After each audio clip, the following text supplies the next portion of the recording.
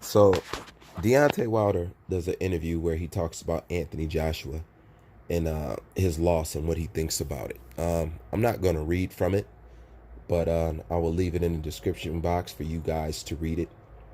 And he goes on to talk about how he understands the pressure that Anthony Joshua was under and how he had the pressure of his performance, of his knockout of Dominic Brazil, how he had that on his mind and all the pressure that Eddie put on him and this, that, and the third. And the reason why I want you to go read this article, and if you have paid attention to when Deontay Wilder has been talking about Anthony Joshua and he's doing these interviews with Anthony Joshua, there's one thing that you are going to blatantly notice.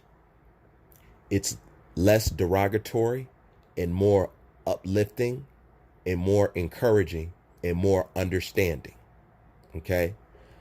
Deontay Wilder is almost never, or have not, I should say for the most part, at least not as much, has actually shitted on Anthony Joshua. Actually, you see the opposite coming from Deontay Wilder. He seems to be more encouraging of Anthony Joshua than he has ever been.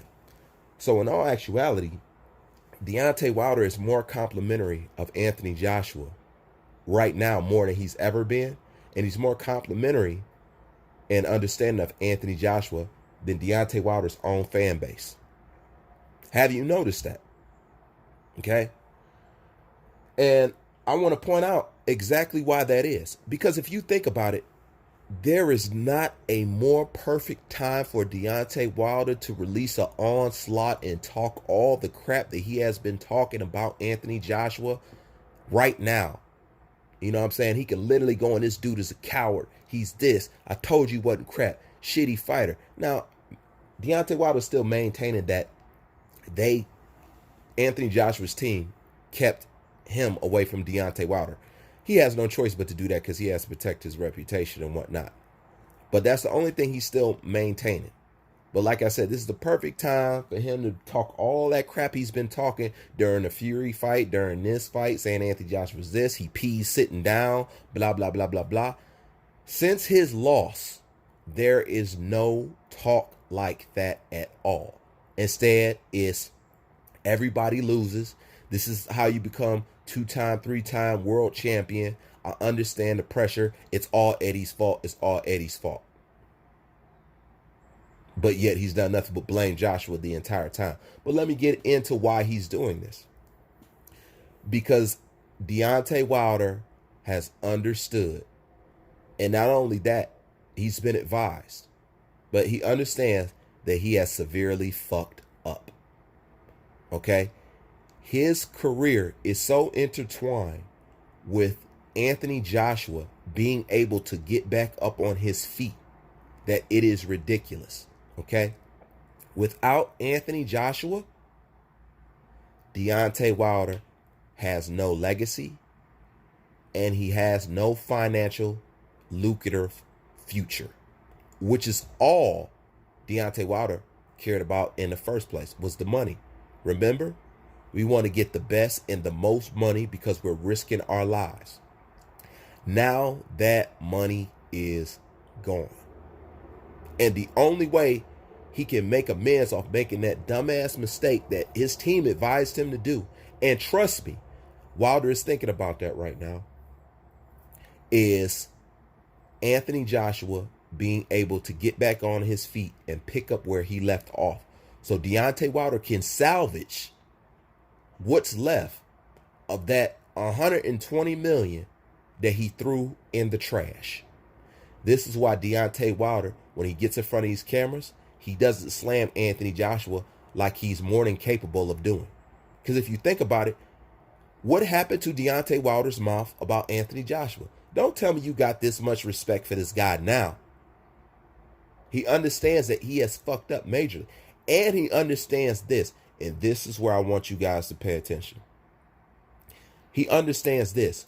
All the pressure is now on Wilder. Okay? You got what you wanted now. Now it's all eyes on Wilder. But let me tell you the problem. Now that it's all eyes on Wilder, they're expecting something spectacular. They're expecting something grand. And they're expecting you to fight the top level opponents that are out there. Okay? The point is, by Anthony Joshua losing, it lessened Deontay Wilder's protection. You know, it's kind of like out of sight, out of mind kind of thing. See, while all the eyes was on Anthony Joshua, Deontay Wilder could go around doing a little bum fighting and the bullshit that he's been doing, lying, ducking, saying he's going to freeze people out, this, that, and the third. With Anthony Joshua now in the down state, and everybody, and especially his fan base, talk about, well, now Deontay Wilder is the #1 heavyweight, this, that. Okay, but you know how that goes. Heavy lays the crown. Okay? You don't get to the top without having to burden a large responsibility. Now, everything is on you. And now, you have to deliver. Now, the spotlight momentarily has switched from Anthony Joshua. Now it's put on Deontay Wilder. And he's sweating bullets, believe it or not. Everybody knows the Luis Ortiz fight ain't good enough. You know what I'm saying? Everybody knows these fights are not good enough. Okay? And without Anthony Joshua in the scene, it almost makes it pointless because it's leading towards where? Towards a fight that you threw away. And now they're going to be looking at you and they're going to be expecting, just like Tyson Fury, just like both of you, now you guys actually have to do what Anthony Joshua's been doing, which is fight nothing but the elite and nothing but people in the top 10. Pressure's on for Fury. Pressure's on for Wilder. Now he's so complimentary. Now he wants Anthony Joshua to get back to where he at. I just find it funny that Deontay Wilder is less derogatory towards Anthony Joshua than his fan base. His fan base is still running off the old program. All right? But it's not working. Deontay Wilder's fans and Deontay Wilder, as far as their verbal position, does not match. It does not match at all. Because Wilder understands that this is not just a hang-up for him. This is a hang-up for me too. Just like Anthony Joshua lose is a heavy hang-up for the entire heavyweight division and a hang-up for boxing in general. Like I said, the more stars you have in the sport, the bigger the sport grows. Okay? The bigger the sport grows. Why do you think Jay Diaz recently came out and said, oh, Deontay Wilder is proving that he's fighting the best competition? Why do you think he just came out of nowhere and just pumped that right back up again? That's because they are aware, you know, and fighting Luis Ortiz is nothing but buying time. He's just redoing something that we don't need to see at all. That's him hiding and not trying to fight the top elite in the competition once again, because they are aware that since Anthony Joshua is in a low place right now, and since Deontay Wilder, all he ever wanted was the attention. Now he got the attention. Now he's got the fame. Now you done suck dry all the juice and riding off the coattail of Anthony Joshua. Now you got what you wanted. But this is the problem. You got what you wanted, and the person that you got it from is on the decline. So now you have to inherit the responsibility, the same responsibility that made him crack under the pressure that night, which made him lost. And they're trying to make up for it by giving you a Luis Ortiz and Deontay Wilder fight part 2, which you do not want to see. Everybody knows the fights that you want to see. You want to see Fury. You want to see him fight a Dylan White. You want to see him fight somebody with a pulse now. Okay? How can Deontay Wilder have been fighting the best? Okay? When, as far as I know, the best is the people that are holding the belts. All right. So if you are fighting the best, it will show that. You will have the body of work. You will have the receipts. Okay. All the receipts was currently with Anthony Joshua. So how in the hell was you ever fighting the best?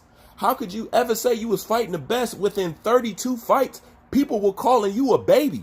If they was to do that to Anthony Joshua, y'all would crucify him at the stake. That's like I said, there's no comparison.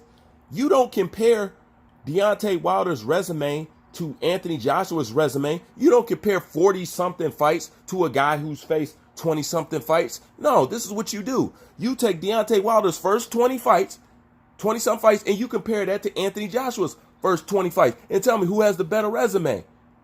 Anthony Joshua. Now, if you can take Deontay Wilder's entire resume and compare it to Anthony Joshua, number one, the fact that you do that in itself lets you know that Anthony Joshua has the better resume, because there's no way he's supposed to eclipse Deontay Wilder because he has less than half the bodies on his record. Deontay Wilder has 20-something, 21, 22 more bodies to be able to put a distance between him and Anthony Joshua. Yet Anthony Joshua and him is neck and neck, and I say above. Use your common sense. You're not supposed to be able to do that. Just like you're not supposed to be able to compare a resume of Canelo Alvarez to a Gervonta Tank Davis or something like that. It's unfair because he's too young in the sport. He hasn't created the history. He hasn't created the body of work yet. So this is why Deontay Wilder is so understanding. This is why he's talking about 2 times, 3 times world champion. This is how you become that, because Anthony Joshua has beat Deontay Wilder in every aspect, as far as money, as far as notoriety, as far as legacy, as far as collecting belts. And this may sound weird, but you know where else Anthony Joshua beat him to? Taking the first loss. You have to understand. And I guess you really have to be a fighter or be in the fighting game to know what it feels like. But that pressure is gone from Anthony Joshua. Anthony Joshua is now free. He's free. Aside from he got to go back and win his rematch, he's free. Everything that he feared happened to him has happened, and it has happened in the most dramatic fashion that it can happen. I don't think you can take a loss worse than Anthony Joshua. The only loss I seen worse than that was when Bernard Hopkins got knocked outside the ring. That shit was embarrassing. Hella embarrassing. To me, that and Anthony Joshua's loss is on the same level. You know what I'm saying? That's my opinion. Don't get in your damn feelings, Joshua fans. But to me, that shit is on the same damn level. And he already got that under his belt. Wilder, the one, is now got to take the pressure of fighting the elite, something that Joshua's been doing. Now Wilder has to worry about that loss. He done came to the threshold of losing many a times. It's only a matter of time till somebody complete the action and actually follow through and actually knock him out. Okay? Because y'all talk about everything with power. Power ain't everything in boxing. It's not. We love Mike Tyson, but people underestimate how technical Mike Tyson was. Mike Tyson was a surgeon. That wasn't just power. You know what I'm saying? That was power and brains that you seen in Mike Tyson. So it takes more than that. But, you know, that's my opinion. Video ended up being way longer than I wanted it to be, but it is what it is. Read the article. Tell me what you think. Come back, leave your comments, or leave your comments. Go read the article, and then come back and comment again. I don't care what you do. Anyways, happy holidays for those that take part in it. And I'll talk to y'all later. Bruce Vane, I'm out.